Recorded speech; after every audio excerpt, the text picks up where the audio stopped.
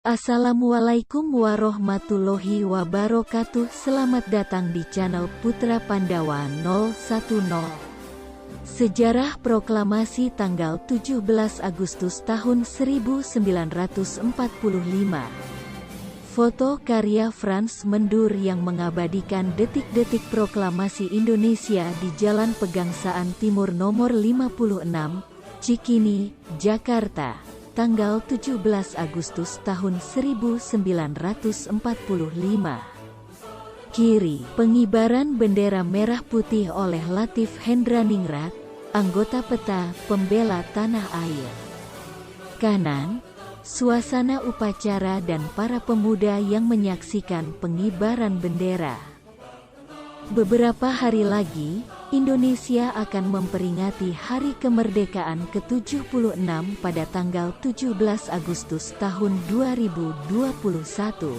Kemerdekaan Indonesia diproklamirkan pada tanggal 17 Agustus tahun 1945, ditandai dengan pembacaan teks proklamasi oleh Ir Soekarno di Jalan Pegangsaan Timur, Jakarta Pusat.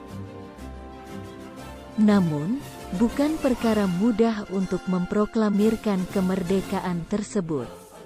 Ada pengorbanan besar bangsa Indonesia untuk terbebas dari penjajahan. Momentum ini tak akan terjadi tanpa serangkaian peristiwa yang melatar belakanginya. Kekalahan Jepang dari sekutu.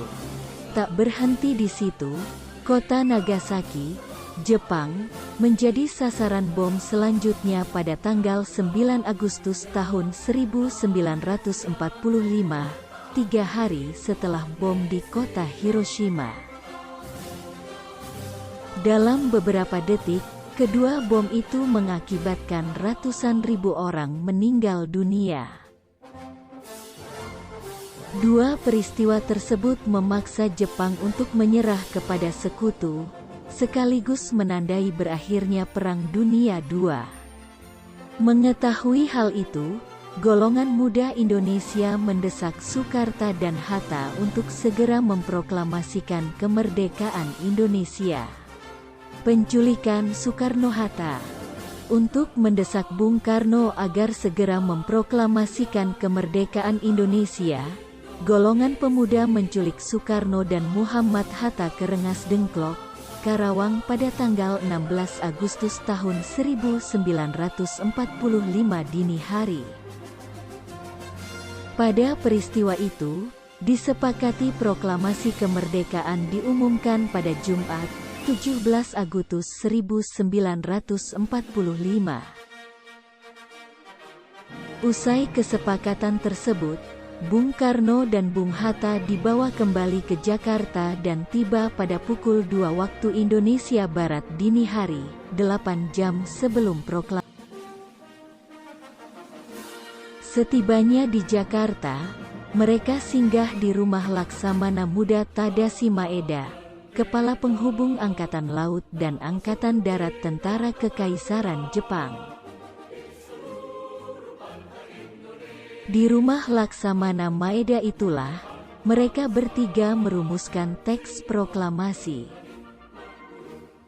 Teks proklamasi.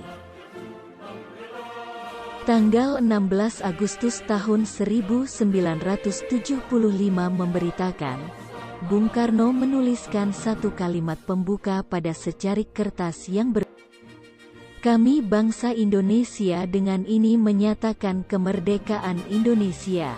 Kalimat itu diambil dari rancangan pembukaan Undang-Undang Dasar yang dihasilkan pada tanggal 22 Juni tahun 1945 oleh panitia kecil terdiri dari 9 dan dibentuk oleh Badan Penyelidik Usaha-Usaha Persiapan Kemerdekaan Indonesia atau BPUPKI. Bung Hatta kemudian menambahkan kalimat kedua pada teks proklamasi itu. Menurutnya, kalimat pertama hanya berusaha menyatakan kemauan bangsa untuk menentukan nasib sendiri. Oleh karena itu, harus ada pelengkapnya yang menegaskan bagaimana cara menyelenggarakan revolusi nasional. Dengan dasar gagasan ini, ia pun menuliskan, hal-hal yang mengenai pemindahan kekuasaan dan lain-lain diselenggarakan dengan cara seksama dan dalam tempo yang sesingkat-singkatnya. Setelah teks proklamasi disusun, pertemuan diakhiri dengan pengumuman dari Bung Karno bahwa proklamasi akan dibacakan pada pukul 10 waktu Indonesia Barat di halaman rumahnya, di Jalan Pegangsaan Timur nomor 56 Jakarta. Awalnya, pembacaan teks proklamasi kemerdekaan akan dilakukan di lapangan Ikada. Akan tetapi, pasukan Jepang yang terus berpatroli di sekitar lapangan Ikada menimbulkan kekhawatiran akan terjadinya bentrokan. Pada peristiwa itu, disepakati proklamasi kemerdekaan diumumkan pada Jumat, 17 Agustus 1945. Usai kesepakatan tersebut, Bung Karno dan Bung Hatta dibawa kembali ke Jakarta dan tiba pada pukul 2 waktu Indonesia Barat dini hari, 8 jam sebelum proklamasi. Setibanya di Jakarta, mereka singgah di rumah Laksamana Muda Tadashi Maeda, Kepala Penghubung Angkatan Laut dan Angkatan Darat Tentara Kekaisaran Jepang. Di rumah Laksamana Maeda itulah, mereka bertiga merumuskan teks proklamasi. Terima kasih, semoga bermanfaat. Mohon maaf kalau ada kata-kata atau fakta-fakta yang salah, mohon dimaafkan. Biar channel ini berkembang, jangan lupa like, comment, share, and subscribe.